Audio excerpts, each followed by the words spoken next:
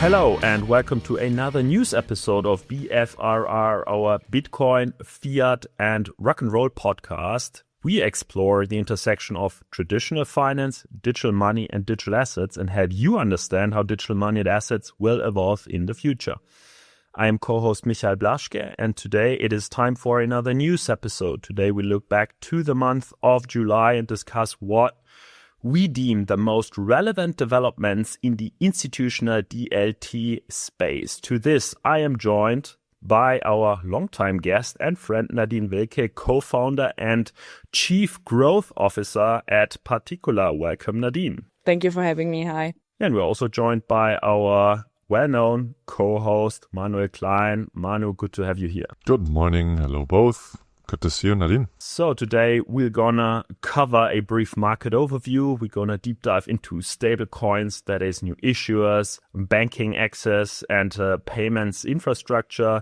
We're also gonna cover tokenization, institutional capital markets on DLT. We'll zoom into regulation policy and CBDCs and have a short section on the crypto ecosystem platforms and the corporate strategy on institutional DLT. All right, let's get into it. Yeah, and as always, we start with a brief overview of the current market with the two favorite cryptocurrencies that obviously need to be talked about, which is Bitcoin and Ethereum. And July has been a relatively stable month for Bitcoin, trading around $63,000 to $65,000. A very tight band all the month, not a lot of volatility.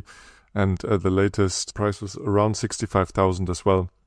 And with ETH, we see quite a bigger band, 1,500 to 1,900, but a higher volatility, especially also on some news that we've seen from the Ethereum Foundation to laying off roughly 20% of the staff. I think that was clearly also a price driver. So when it comes to comparing it to the maximum highs and the peaks, let's say, Bitcoin is still down significantly, 44% over the past 12 months. Ethereum even more, 68% down from its August 2025 all-time high of roughly $4,950. Likely also due to all the macro events that are still happening in the world, clearly with lots of geopolitical tensions and war everywhere. But interestingly, both assets rose also a bit after the Fed has held its rates steady on the decision on July 29th and July 30th, so at the end of the month. And one other piece that we also always look into is the ETF flows, inflows and outflows. And the July's Bitcoin ETF saw some little inflows now, roughly 200 million on a net basis over the course of this month, following significant outflows in May and June. So a bit of a stabilization here. However, also here, comparing it to the peak from the 150 billion in September in 2025, we are now with Bitcoin ETFs assets under management at around 78 billion. So roughly half of the value was lost over the last 10 months. And with Ethereum, it also looks even more dramatic. Roughly 1/3 of the peak of the assets under management are still in the ETF sector, focusing on Ethereum.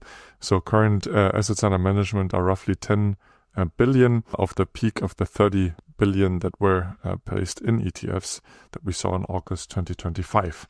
So still not a big recovery in the crypto space, but rather continued trend downwards, or at least over July, stable with Bitcoin. And some market news here that also led to this performance is a strategy really selling Bitcoin again. And strategy, we're always obviously talking about MicroStrategy, that sold now 3,500 Bitcoin for roughly 260 million at the end of July, or ultimately throughout July. And this followed a small symbolic 32 Bitcoin sale late in May. We already reported on that in the last news episode at the end of the May. That was ultimately Strategy's first sale since 2022. And obviously the mantra of never selling Bitcoin was now here again broken, which obviously was taken up by the media and criticized here of those that really follow Strategy's position. This was really the first break from its never sell mantra. It is small in size, but clearly big symbolically. Both sales together total less than 0.5% of all the total holdings of Bitcoin of MicroStrategy, but nevertheless clearly a big symbol. And last but not least, as already mentioned, the Ethereum Foundation laid off roughly 20% of its staff. So 54 people, 54 jobs were cut.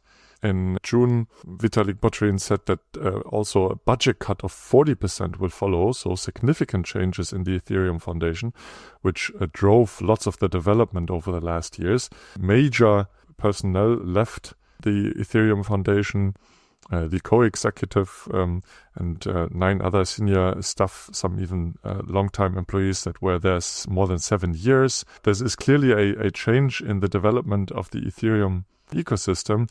And then interestingly enough, before the cuts, 5 former senior Ethereum Foundation researchers launched ETH Labs, which is an independent R&D backed by 2 of the largest publicly traded ETH treasury companies, BitMine and Sharplink.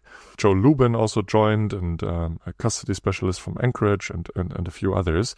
And they state their mission to make Ethereum the settlement layer of the global economy. So now obviously the question comes up, how does that compete to the Ethereum Foundation? So interesting developments in the Ethereum space as well, combined with the continued downward trend in price. I think that's it for the overall market overview. I don't know, Nadine and Michi, if you want to add anything on those 2 assets before we then continue. Yeah, so I think you can see it with Ethereum. I think that's not an only case here. I have conversations with multiple blockchain ecosystems, especially the ones who are more focused on niche topics, that they're all struggling. I feel like it's a natural evolution of getting more profitable or pivoting even. You can see it also with the so-called RWA chains who are now switching to focus on AI and say we will be the chain of the agentic economy. So I think there's a survival fight for some of these chains, and I think Ethereum, compared to the others, still sort of say number 1 in terms of volume. But I think even they are recognizing they have to change and they have to optimize themselves. And the move to institutions is also what I see looking everybody on, because institutions are still working and building and not getting affected so much by everything which happened this year compared to startups or protocols. And for me, really 2 reactions. And thanks, Manuel, for your excellent market overview. Yeah, one is the ETF complex losing half its value in 10 months, while the product itself works flawlessly. Tells me that there's a conviction or narrative problem. It's not necessarily a wrapper problem of the tokens. So institutions had the on-ramp now and still walked away. To me, this is a bit concerning. On strategy, selling below your own cost basis to service preferred dividends really turns strategy from a never sell thesis into a leveraged fund with obligations. Yeah, so the golden shine is away. The Michael Saylor as the religious leader of Bitcoin maximalists is really gone. This is now a leveraged fund with obligations, nothing more. The golden shine is gone. Yeah, 0.5% of holdings, but the narrative really break matters more than the size here. And the Ethereum Foundation split is probably the healthiest thing that happened to ETH all year. So it's now a lean foundation which guards the protocol values, and price-aligned outsiders ship the growth of Ethereum. Yeah, so at least the incentives are finally legible at Ethereum now, which I really appreciate. And thanks for the additional note also on the price of the sale of strategy that is below its own average price. I think this is also as you say, an important, let's say, rational shift away from narratives to never sell. I mean, if you hold in your balance sheet assets that don't perform well and you have to liquidate them because you want to, in this case, fund preferred dividends, obviously also as a signal to the market that the company is still healthy, I suppose, then that's what you eventually have to do, right? So this is, I think, where market dynamics and narratives clash. And here, I think he has no other chance, obviously, than doing so if the company really wants to pay those preferred dividends. Yeah, so interesting to see also the reaction of all those evangelists that still follow his narrative. I mean, if you run a company that does that, then eventually you have to sell whenever you get into the territory of struggled assets. Yeah. Excellent. Yeah, let's now talk stablecoins, specifically new issuers, banking access and payments infrastructure. And let me start with a rather big structural shift in stablecoins this month, possibly this year. On June 30th, a consortium of over 140 firms, including Stripe, Visa, MasterCard, BlackRock, BNY Mellon, Coinbase, and Adyen, formally launched their OUSD, the Open US Dollar stablecoin. Now, why does it matter? We have seen dozens of stablecoin launches, if not 100. I mean, we always coin this phrase of yet another stablecoin here, but this one is architecturally different. OUSD is not a product built by one company. It is an open standard. That means any compliant regulated entity can issue OUSD tokens. The protocol here defines the rules, not a single operator or not a single stablecoin issuer. So you may want to think of it less like Strip launches a stablecoin or Unity launches a stablecoin, and more like the payments industry agrees on a shared stablecoin standard. And that is actually the card network playbook applied to stablecoins. So you have competitive issuers. Each bank, each fintech can issue OUSD, but they all interoperate on shared rails. Visa and MasterCard know this model extremely well, and I think that is why they are backing it by participating in it. Yeah. And the interesting piece here, I think, for OpenUSD is also the revenue share, right? So those that distribute shall receive the revenue, which is, in this case, for stablecoins, still the net interest income from the issuance of stablecoins, right? So ultimately, when you think about Circle issuing its own stablecoin, yes, they have an agreement with Coinbase where Coinbase receives a major part of the revenue that is generated by the underlying assets. But nevertheless, usually the issuer receives it, right? And here with OpenUSD, those that distribute the stablecoin shall participate in the revenue. So quite an interesting new model. Maybe question to you, Manuel, or Michael, as you guys are more experts in stablecoins than I am. Is this open standard compliant with European regulations and with Genius Act or worldwide? I don't think they have landed it yet, right? So at least to my understanding, this was an announcement of 140 firms ultimately supporting it. Okay. Whether they will participate in issuance or whether they only distribute and under which regulatory regime this will be issued, I don't think this has landed yet. But certainly something to follow, and we will here in this podcast, obviously. Yeah, very good question. I think that explains why for us in Europe, this is relevant. It is relevant for us in Europe because OUSD will almost certainly seek MiCA compliance for a euro-denominated variant. And this is then the kind of infrastructure that if it gains traction, and that's always the big if with yet another stablecoin, it could then set the race for digital trade settlement globally. I mean, it is 140 firms, including massive powerhouse financial institutions. Yeah.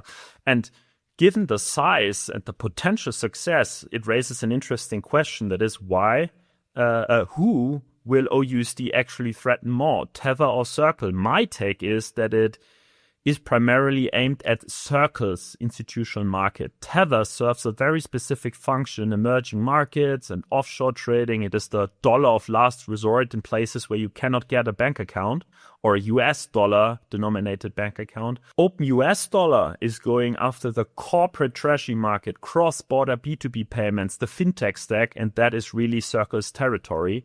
So I hope alarm bells are red and loud at Circle.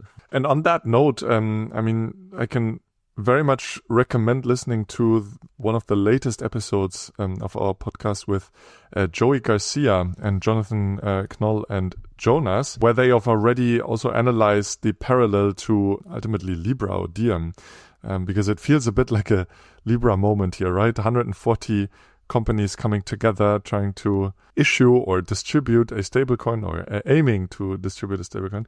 So very interesting, and obviously with all those huge names, an extremely interesting project to follow. Let's see where it lands. But maybe also to add here, we had similar, let's say, projects also in the past, which also end up nothing, right? Or if you think about back R3 quarter with like over 40 banks participating, didn't go anywhere. Now they are barely, surviving. And I think it always looks nice, but the question is really who's the big driver behind of that, and do you have to say really like then a bigger advantage using that over, for instance, established brand like Circle, for instance.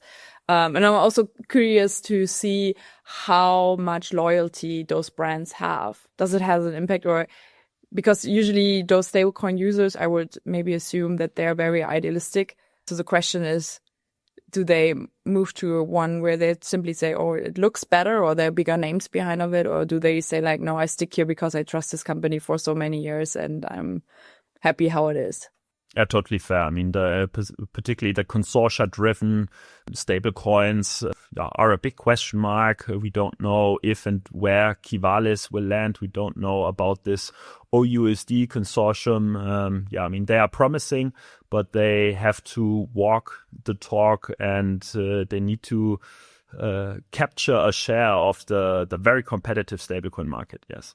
All right, staying with Circle for a moment, because they had quite a month. Two big moves that are actually complementary. First, Standard Chartered became the first global systemically important bank, so a GSIB, to offer direct integrated USDC minting and redemption to its institutional clients.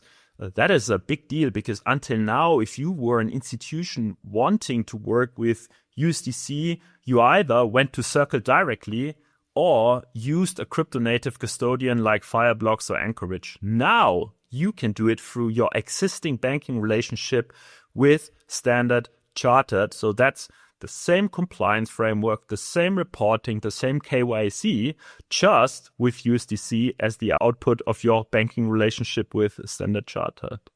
And then second, still staying at Circle, Circle received its final OCC approval to operate as a national trust bank. This means Circle can hold its own reserves without relying on third-party banks. It can custody assets in its own name. It becomes a regulated financial institution in its own right. And now take those two together. Yeah? Circle is simultaneously becoming more like a bank, that is, its Standard Chartered USDC access, and integrating more deeply into existing banks, that's its OCC charter. So Circle is not really choosing one path. They are running both tracks. They want to be the infrastructure others build on, but they also want to have sovereign control of their own balance sheet. Yeah, I think those two news should not be underestimated, and the relevance should not be understated. First of all, I think the on-ramp through GSIBs is an important step that the stablecoin industry actually also still has to take, right? Because if corporates, for example, or if we think about stablecoin payments use cases that corporates, for example, also want to use or shall use stablecoins, where do corporates sit and which interfaces do they usually use? Well, banking interfaces, and they are customers of banks where they hold their money, right? So this is a gatekeeping institution that stablecoins also need to integrate in. So offering efficient on-ramping into a stablecoin through a GSIB, I think, and actually through all banks, is a very, very important step in the trajectory of making stablecoins a relevant and traditional way of clearing payments, right?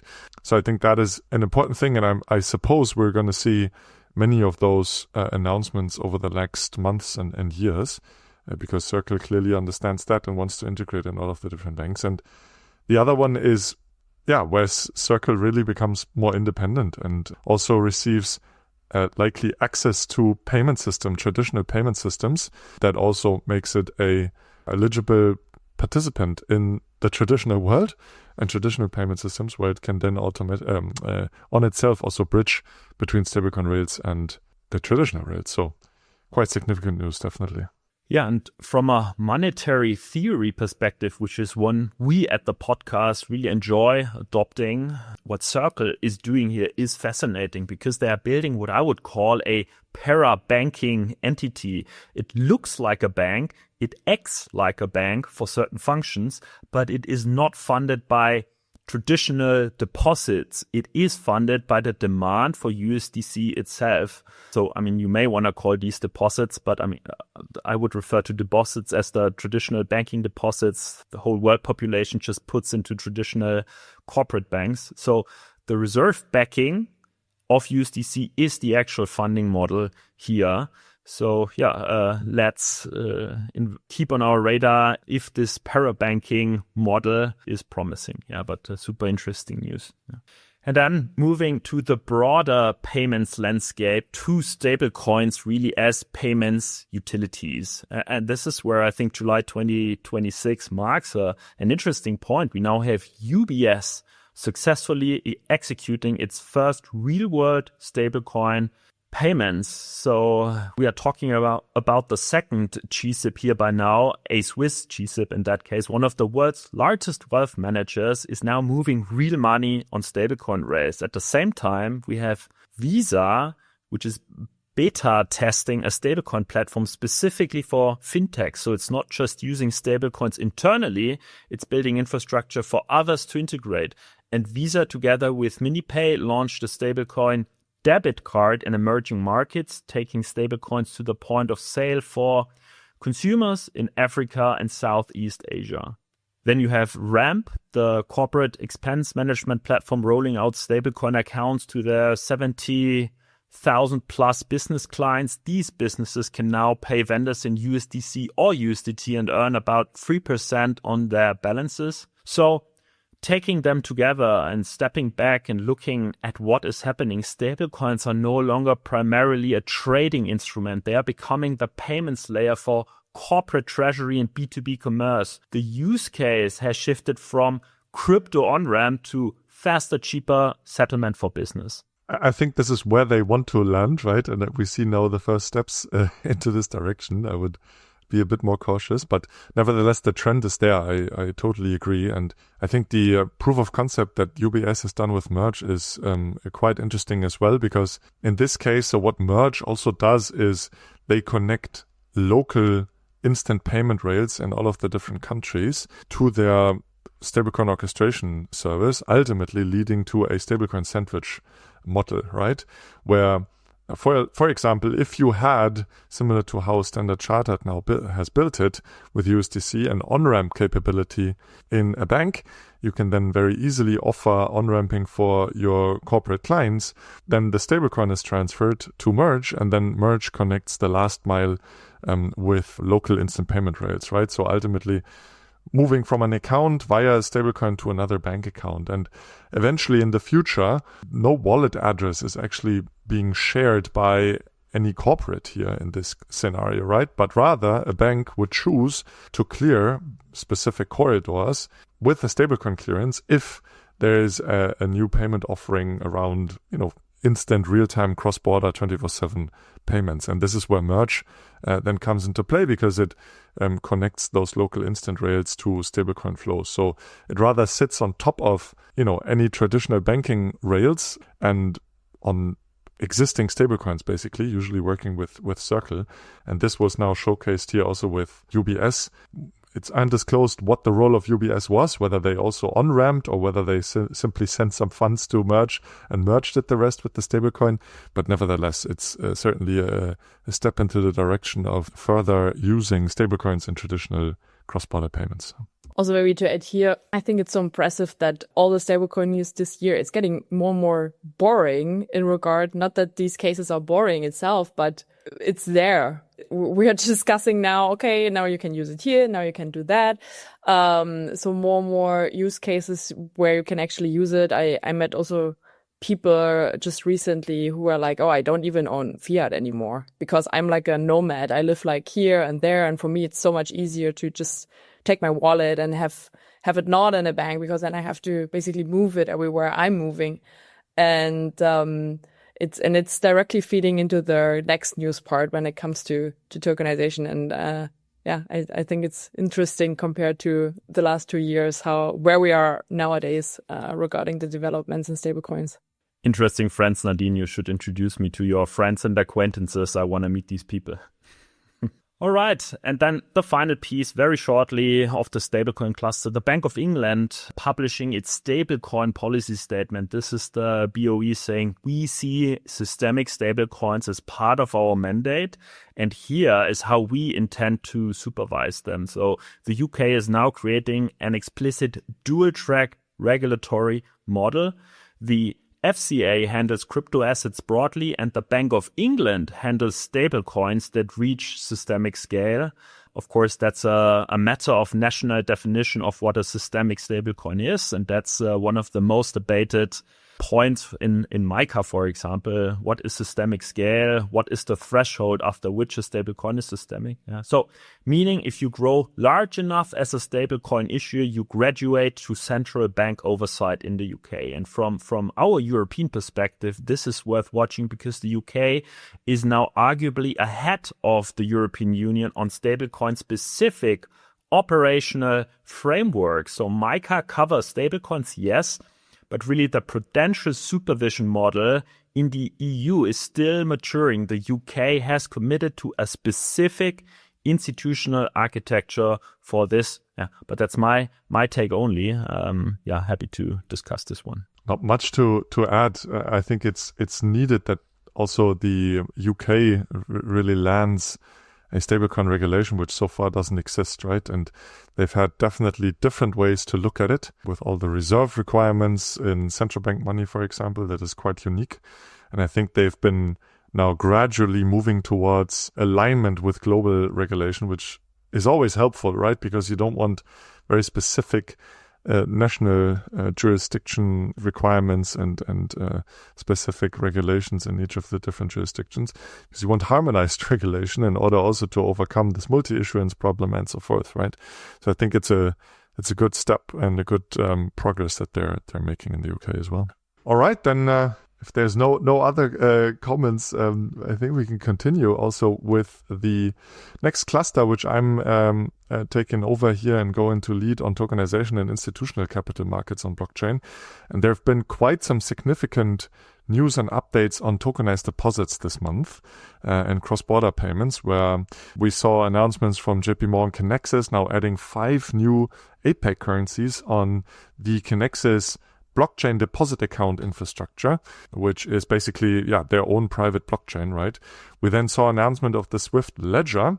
This was announced last year on Cybos, and obviously the industry is following very, very closely what Swift aims to do with their own ledger. There was an announcement that a pilot will take place with 17 banks. Then there was an announcement of Project Agorá that the real value testing was complete, where also 28 institutions and ultimately, I think 5 central banks participated, and some other news around the CARI network in the US. But let's start maybe with JP Morgan Kinexys. 5 new currencies, AUD, so Australian dollars, Hong Kong dollars, Japanese yen, Chinese renminbi as well, and Singapore dollar joined the US dollar, euro, and GBP flows and accounts that are now also represented on Kinexys.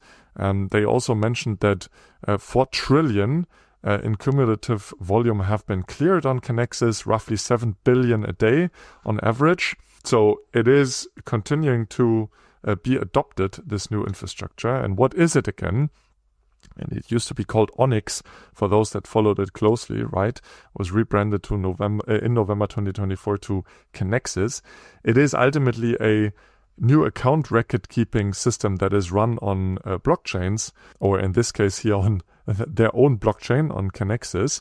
And this is to overcome ultimately downtimes of the payments processing systems that were used around the world. And now additional currencies are offered. JP Morgan also offers FX now. That was not mentioned, that these currencies can also be used with on-chain FX. But yeah, it is certainly a different project than this JP Morgan coin, which is now live on Coinbase, right? Even though, and we can also include that in the show notes, I looked at the smart contract on Base, where you can see that there's not really a lots of volume. So 1 million is outstanding, 2 holders, 48 transfers in total, and 160 days ago the last transactions took place. But nevertheless, this is the other project that JP Morgan has, right? Which is, I think, still evolving. We're talking here about the, let's say, BDA infrastructure, how they now term it.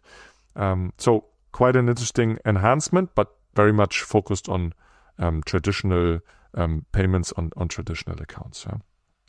Yeah, that was one big news. And then the other one was the announcement of the SWIFT ledger is set. 17 banks will pilot. SWIFT has developed from a concept in roughly 9 months to a plan to do the first live transactions now before Cybers. 70 banks, 6 continents lined up. So ANZ is involved, BNP Paribas, BNY, Citi, DBS, but also HSBC, Lloyds, MUFG, Standard Chartered, UBS, so significant names.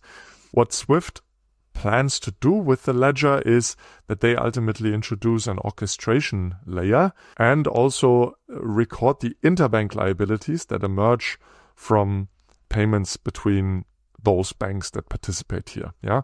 So those interbank liabilities are recorded. What do I mean by that?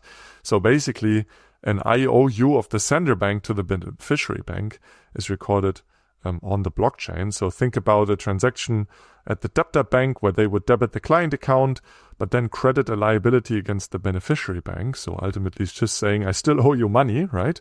And the beneficiary bank would then, on the basis of that, have a claim, obviously, against the sender bank and credit the client account already. And the result is this interbank credit, or these bilateral nostros, you could also say, and that is recorded on the SWIFT ledger. Yeah, and the aim here is to overcome RTGS closing hours and therefore to enable 24/7 movements also on weekends and overnights before final settlement then still happens in existing RTGS systems, so real-time gross settlement systems, which is those systems of central banks that is used to pay between the different banks. Quite interesting. What you need is a bank-centric blockchain network or a bank-centric blockchain ledger, similar to what JP Morgan has built with Connexus. So only a handful banks obviously have that in production yet. But yeah, SWIFT then basically sits on top of these tokenized deposit platforms of each of the different banks. Yeah, so Manu, Connexus, shortly back to that 7 billion a day across 8 currencies, that's really production grade. That's the production grade we all want, and it pays into Nadine's statement on it's getting boring because it's production grade. JP Morgan dollar on base with 2 holders and no activity in 5 months. That's a press release. So JP Morgan really knows which of these 2 tracks works. So if you compare Connexus and JP Morgan dollar, now they know which one works. It'll be interesting to see which path they further invest into. Yeah. But the SWIFT announcement is the one I find really more structurally interesting. It's 17 banks, 6 continents, and SWIFT explicitly not issuing tokens, but sitting above bank-issued deposits as the interbank liability ledger. So it feels like SWIFT is saying we do not need to become the blockchain. We just need to be the reconciliation layer between everyone else's blockchains. So it's the same role they already play today, but it's new plumbing underneath. And if that model scales, individual bank tokenized deposit projects become really more like local implementations, and SWIFT becomes the global netting layer. And that's why I find it structurally interesting. Yeah. So That's exactly what Swift has always been playing, and they are preserving that position by absorbing the new technology rather than being disrupted by it. That's really a smart move, I think. Totally. And you can also see that tokenized deposits, when you look in the whole tokenization space, is so to say the ones with the biggest volume right now happening. I think it's also interesting with the first news of JP Morgan, Connexus, and so on, that they also plan to launch on Canton. And I think for everyone who's wondering where the volume on Canton is coming from, it's definitely not because tokenized assets have there are a lot of issuances and a lot of investors. It's really just a tokenized deposit transaction business there.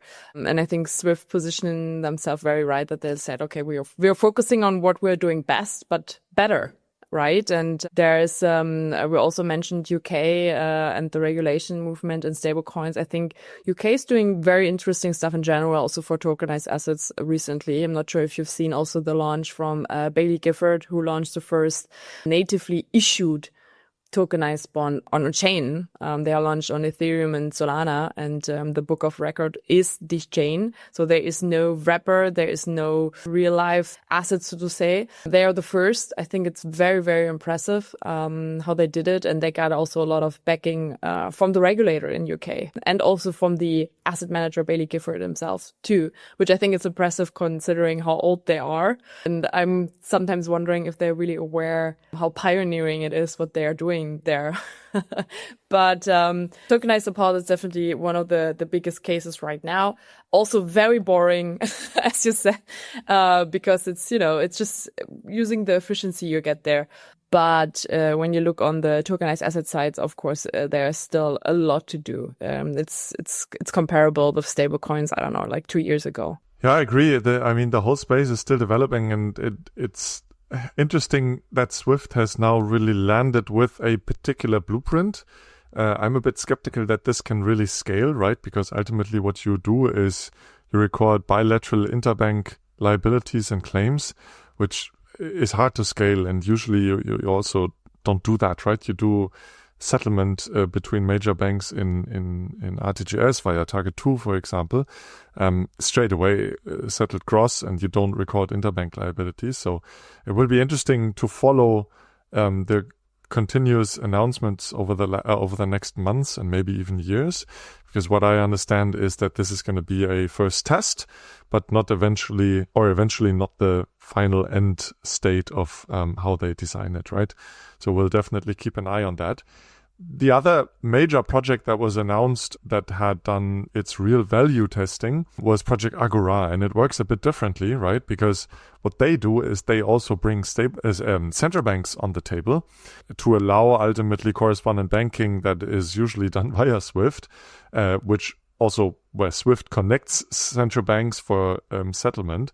Here, in this case, the BIS and the IIF, the International Institute of Finance, brings central banks on the table. So in this case here, Bank of England, Bank of France for the Euro system, Bank of Japan, Bank of Korea, and the Swiss National Bank participated in this real value testing. It's a bit of a similar blueprint like the regulated liability network for those that are long-term listeners or have followed over the last years, all those multi-bank tokenized deposit platforms, right? And obviously we've been talking a lot about Agorá anyhow. So major banks, 28 institutions, BNP Paribas, BNY, Citi, Deutsche Bank, Eurex, JP Morgan, Lloyds, Mizuho, MUFG, SMBC, Standard Chartered, UBS, major names, they all participated, and roughly 800,000 Swiss francs converted into Swiss francs were processed in 17 different scenarios, including PVP, corporate and interbank settlement, single and dual currency payments, and roughly it took 80 seconds for every settlement, which is quite fast, even without RTGS and core banking integration, right? So in this case, also no integration was yet done, but rather the existing payments processing was still at the core of those transactions, but then also connecting and representing everything on the blockchain that was provided by a tech provider called Kaleido, which is a major tech provider in the TradFi space, right? So quite interesting, and definitely a big project in the industry at the moment, which is even combining central banks, and therefore you don't necessarily have to record interbank liabilities, similar to how SWIFT does it, but rather settle straight away, similar to how at the moment also settlements between major settlement banks happen in central bank money. And then last but not least, another announcement, I'm going to, looking at the time, speed up a bit, is the CARI network, which is a consortium of community banks in the US.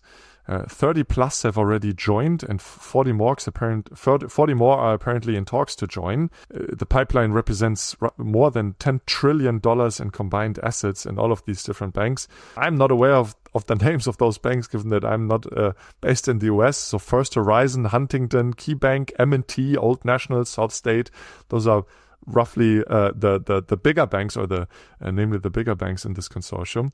They they aim to launch later this year, and the announcement was really that they now scale up and bring additional banks to the table. They build on Previdium, which is a layer 2 of Ethereum, right? And the interesting piece is all the different banks will issue tokens on the same layer 2 instance, right? So there's no Huntington chain or no MT chain that is then connected, similar to how Swift Ledger, for example, does that. And there's also apparently one unified token, which is indistinguishable between the different banks. And here's what where I say I don't get it, right? I don't know how it works. So I think we should certainly, when they continue to communicate about their setup, or then also go live and invite somebody from the CARI network, because ultimately, clearly, if it's still a deposit, it will be a liability of each of the different banks. But here, for some reason, or they say it should not be distinguishable between the banks. So definitely also an interesting project from all the smaller, or relatively smaller community banks in the US, also focusing on tokenized deposits. Those were the major news on tokenized deposits. And then last but not least, also two very interesting and significant news around tokenized securities. And I think, Nadine, this is also your home turf, obviously, here, where you clearly also have views, I suppose.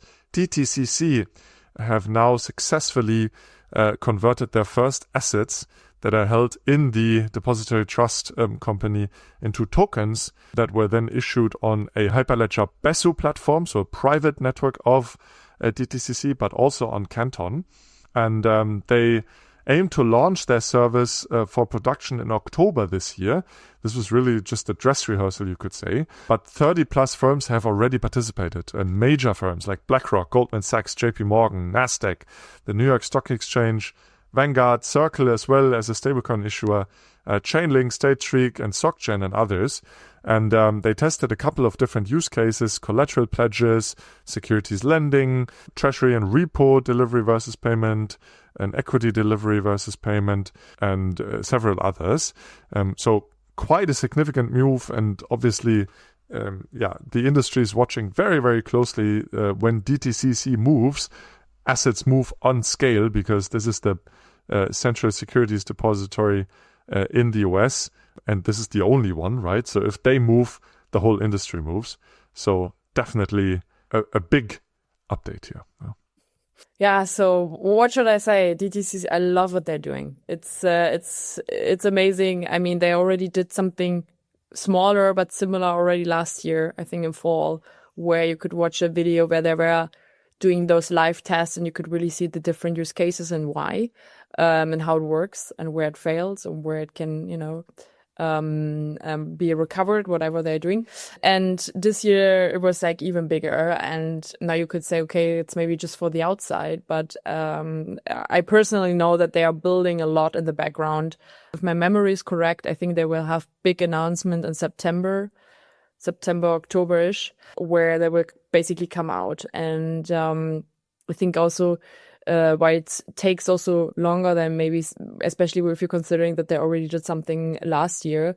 There were some internal shifts. I think it was for them very challenging to basically define what the strategy long-term will be, and then who are the right people on the right position. So there was a lot of team movements. They split now also departments. I think they split tech from development, and it's very interesting how they are moving, and very excited for September, October. I hope, fingers crossed.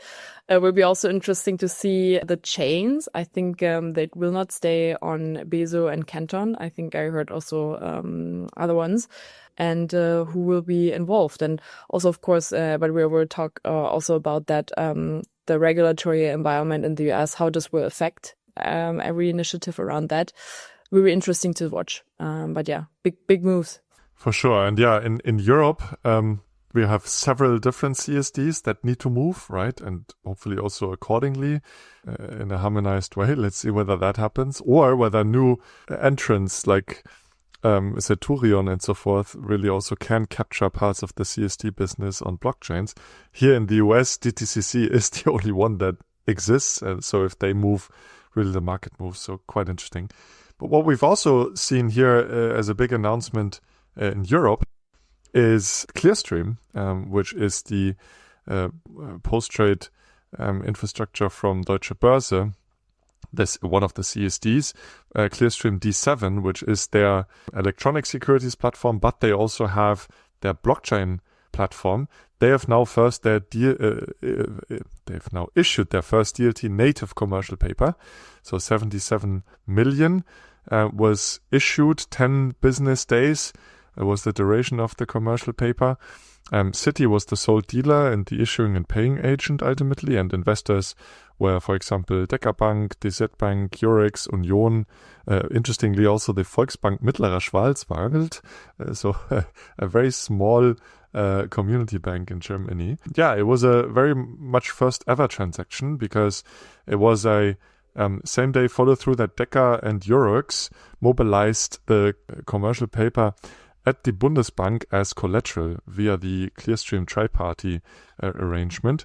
And this is only possible because the ECB has very recently ruled DLT native CSD securities that they are Eurosystem collateral eligible. And this was a missing piece, obviously, right? Because all those tokenized bonds and tokenized securities that you saw were not eligible for being used as collateral for open market operations within the Eurosystem, for example, for repos. And here, this was now done. So definitely a primer and a first time transaction. So congratulations on those that were involved. Yeah, so lots of developments in this space. Looking at the time, I think we need to speed a bit up. That was already a good discussion. Handing over, Michi, to you again for additional updates on the regulation policy and CBDCs. Exactly. So now we cover the regulatory and legislative landscape from the EU digital euro advancing through Parliament to the US Clarity Act debate and big MiCA enforcement in Europe. So let's start with Europe. The EU Parliament Committee greenlighted the digital euro bill. Members of Parliament are now ready to enter the Trilogue negotiations. That is the formal process where Parliament, Council and Commission negotiate the final text then. So this has been a long time coming, really. The legislative framework for the digital euro has been in discussion for over 2 years now. And I think what is remarkable is how the ECB's framing has shifted during that period. ECB Executive Board member Cipollone explicitly argued this month that the digital euro will, quote unquote, shield banks from stablecoin encroachment. Yeah, let that sink. The ECB is no longer selling the digital euro primarily as a consumer convenience for a financial inclusion tool. The core argument is now about monetary sovereignty, keeping European payments infrastructure under European control rather than ceding it to private US dollar stablecoins. And frankly, when you look at what happened in our stablecoin cluster, OpenUSD launching with 140 American firms, Circle getting a US bank charter, Visa building stablecoin rails, you can understand why the ECB feels urgency here. If you are a European policymaker and you see dollar stablecoins becoming the default settlement layer for global commerce, Manu talked of the Libra, of the second Diem moment. You really have a potential sovereignty problem, definitely a sovereignty risk here at hand. Yeah. So the contested points in the Trilogue will be holding limits, how much digital euro can individuals actually hold, and offline functionality. But the direction of travel is now clear. The legislation will pass in some form after the Trilogue. Yeah, that's the missing piece, obviously, right? The Trilogue. So we're going to follow that very closely. But what I hear from the industry and from those that are even closer to the political developments is that it seems that there's a bit of a boredom now on this topic, and then everyone just wants to, finalize it and get it over the edge. So let's see how quickly it will take. I feel like everyone just wants to go ahead now and have it final, and then the real work starts, which is the implementation at each of the different banks and payment service providers. Yeah, so it's going to be a massive project over the next years for all European banks and PSPs. All right, let's now jump to the other side of the Atlantic, to the US. And this is where things get both politically fascinating and somewhat absurd. So let me tell you the JP Morgan Clarity story, because it perfectly illustrates the state of crypto discourse in America right now. So Altcoin Daily, an account with 2.3 million followers on X, posted, "Just in, JP Morgan backs Crypto Clarity Act." So all caps, maximum hype here. The tweet went to about 200,000 views, 3,000 likes, hundreds of retweets, except it was completely fabricated. The evidence was a screenshot of a blog post by two JP Morgan executives, except that blog post never mentioned the Clarity Act, not once. I did not mention legislation. It did not mention legislation, bill, or Congress. What it actually said was quite the opposite. Payments innovation becomes dangerous when it drifts into shadow banking, offering yield-like incentives without the capital, liquidity, and consumer protection standards that accompany traditional deposit products. End of quote. That's it. So that is JP Morgan expressing deep skepticism about stablecoin yield, which is one of the core features the Clarity Act would enable. So the tweet got the story 180 degrees wrong. And as one of the time we are recording, no correction has been issued, at least to my understanding. So why do I spend so much time on this? Because it matters for how legislation actually gets shaped. When millions of people believe JP Morgan supports clarity, that creates political pressure. Misinformation at this scale has real policy consequences. Yeah, and meanwhile, in actual regulatory developments, the SEC is signaling it will propose regulation crypto, a comprehensive framework, rather than continuing the enforcement-only approach of the Gensler era. And Senator Wyden is pushing to keep developer protections in the Clarity Act. So the bill still faces major timeline pressure before congressional recess. Maybe also some background information here. Our company is headquartered in the US since last year, and this gave us the opportunity to go to the Hill and talk to, I think we talked to over 12 or 13 senators on the Republican side and Democrat side. I even talked to the crypto task force in the Eisenhower building next to the White House, which was, by the way, a very cool meeting. And to see how policy shaping is being done and how everything is affecting this bill is it's on the one hand side shocking, but it's also quite fascinating. The big, some people say, oh, it's because of this, and this is the reason why it takes so long, or this is the reason, but actually it's a lot of different reasons who come together, which causes the delay. And one of the really, really big ones is basically the war in Iran, which is keeping everybody so busy that there's not enough floor time for them to sit down and to discuss and to vote. So this is one of the biggest issues, that there's not enough floor time And I think it's only like 4 or 5 Democrats votes which are missing to get this bill across. So it's very, very close, but there's simply no time. And then there were like some people were fired from the Hill.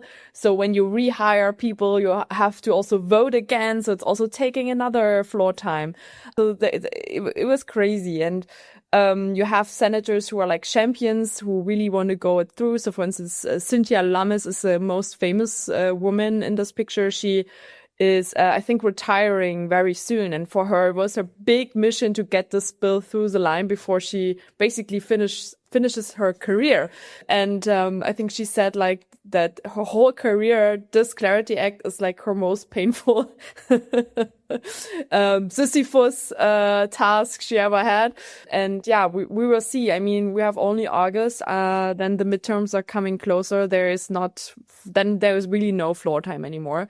Trump came into the picture, I think, way too late because he was so busy with other things that he couldn't really push on this topic. He now started to push again in the last few weeks because he noticed, okay, it's not progressing, but it looks like it is not helping, even though he signed the ethics, I don't know the English word, passage, because of course a lot of the Trump family got critics that they earn a lot of money in crypto, and there were ethics questions around how a politician can use their position to leverage on that. He signed it, but it looks like it didn't change at least the opinion of those missing Democrat votes. My informational sources saying it's not coming, unfortunately. They don't see it. And it's coming from senators personally. So maybe there is a miracle. I will hope it, because the market needs the structure. We need orientation. And the US market is really missing, especially when it comes to tokenized assets and liquidity. It's excluded everywhere. But I think they are the innovation drivers. It's often not Europe and not Asia. So fingers crossed. I will not give up. And I assume all those crypto players, or also the traditional finance players that are now heavily investing into this technology, are really expecting that regulatory clarity will emerge. We'll follow closely, obviously, over the last months of this year. Well, ultimately, still we have a few, but let's see whether we make progress here. Looking at the time, we should head on also to last few updates, and I'm going to keep it very brief. There were also quite interesting announcements and actions in the crypto ecosystem and platforms. So, for example, Robinhood chain went live on July 1st. This is an Ethereum layer 2 built on Arbitrum. It's live since the beginning of this month. It offers 24/7 trading of tokenized US stocks across 120 plus countries, right? So it's a global offering. Quite an interesting move, rather a retail move, obviously, for Robinhood clients that can now also trade, for example, on the weekends. And interestingly, I mean, you nowadays have to tick those boxes. It explicitly framed as an AI native way to trade securities. So it's designed for AI agents to trade and not just retail humans, so to say. So quite an interesting pitch. Interesting is also the revenue share. So 10% of net protocol fees are routed back to Arbitrum, which is ultimately the infrastructure on which it is built. And also 8% going to the token holder controlled treasury of Arbitrum here. Yeah. So interesting move, certainly, where there's also options and futures on crypto being announced by Robinhood. Then another news was also around crypto, that Morgan Stanley on their E-Trade platform, which is ultimately a self-directed retail brokerage arm, now also offers crypto spot trading. And why do we include this? Because most banks still don't offer direct access to crypto. Clearly, you can buy, for example, OTCs or ETFs, right? Sorry, not OTCs, exchange-traded products, OTPs, right? So, for example, exchange-traded commodities like we have here in Germany as well, or also in the US, the Bitcoin ETF, for example. But here in this case, it's really crypto spot around Bitcoin, Ethereum, and Solana, and they partner with Zero Hash. Quite an interesting offering. We still see major banks entering the space offering direct access to crypto. And then last but not least, also 2 additional updates on stablecoins. And we briefly touched earlier that Visa also now launches its stablecoin platform, which is focusing on FIs and fintechs, ultimately to help to issue stablecoins. And they also mentioned that they want to focus on OpenUSD, which we have already covered in the beginning quite extensively, right? Where also a new wallet as a service offering comes in, plus the minting and burning connectivity for OpenUSD. So this basically complements the existing stablecoin offering around their stablecoin settlement proposition, the stablecoin linked cards that they issue, and money movements. And then last but not least, also Crédit Agricole becomes now active as a stablecoin issuer. Euro XT is issued via the Tokenized Bank, which was acquired back in June 2025. And Tokenized also already has a CASP license from the French regulator, so it is a regulated crypto asset service provider. And Crédit Agricole issues via Tokenized this one-to-one MiCA-compliant stablecoin. The reserves are exclusively held in cash only at the Tokenized Bank's balance sheet. It is an interesting move because it was directly used for settlement of a tokenized Amundi money market fund, so rather a capital markets use case here. But yeah, as our dear listeners know, and those that follow the Euro stablecoin industry very closely, it's still negligible, right? And major players like Circle are dominating the Euro market or the Euro stablecoin market cap, 730 million Euro C outstanding. 450 million Euro C outstanding of the 730 million overall market cap. So still less than $1 billion market cap of Euro stablecoins, with 61% being Euro C. And then, for example, 20% with 150 million, the convertible Euro CV from SocGen. And now Crédit Agricole also joining this game. Yeah. So obviously we'll follow also closely the stablecoin market in Europe in general, but then also this particular stablecoin. Lovely. Thank you, Manu. You did an excellent job in giving the overview of the more crypto asset related news in the space. And I would say with that, we have a pretty extensive overview of what happened in July of 2026. And as every month, we gonna present to you the most promising or worthwhile knowledge bites that you can read through or listen to or watch to educate yourself about crypto. What I brought is an IMF note titled "How Agentic AI Will Reshape Payments" by the 2 IMF co-authors Sonja Davidovich and Herf Turp. By the way, our next episode will be exactly about this paper, so this is shameless advertisement. We're going to interview Sonja Davidovich to kick off a deeper investigation of agentic payments at BFRR in general. And the paper itself is really 2 IMF authors asking an emerging question in payments infrastructure, that is, what happens when AI agents start initiating transactions autonomously, no human pressing confirm? So this idea has massive implications on payments infrastructure, and we're gonna double click on these in the next episode. Enjoy reading. And I already know that I'm looking very much forward to this, because that is a very interesting topic that obviously the industry is talking a lot about. What I brought with me is, are 2 papers actually on the same topic, which is the ECNY 2.0, so the Chinese digital yuan that ultimately turned from a retail CBDC project that the world has been following quite closely whenever there was any public announcements in English that can that were able to be read, or also those that were issued in Chinese that were translated.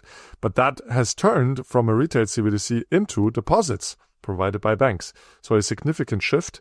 The retail CBDC project of the Chinese PBOC doesn't seem to exist in the way it existed before any longer. It was designed as a liability of the central bank, obviously, as a retail CBDC. It was intended to primarily be used as a substitute for cash in domestic retail payments. It has never been really formally issued, but PBOC has done several tests over the last year since 2020. But now they decided 3 changes. It was reclassified from cash to deposits, so bank liabilities ultimately. They integrated into the classical reserve requirement system, where banks hold reserves at the central bank and provide liabilities itself and allow it to bear interest. So we will hyperlink both articles, one research report and also one from CIG Online in the show notes. It's extremely worthwhile to read, and eventually we will also dive deeper on the whole topic in this podcast as well over the next weeks. Great, and I brought 2 articles. If you have a little bit less time, but you want to read something very interesting, there is in tokenized assets definitely a token supply overhang, so to say. There are more assets than allocators at the moment. They're coming, and these 2 articles are basically giving good insights into what they're interested in terms of asset classes, product structures, and so on.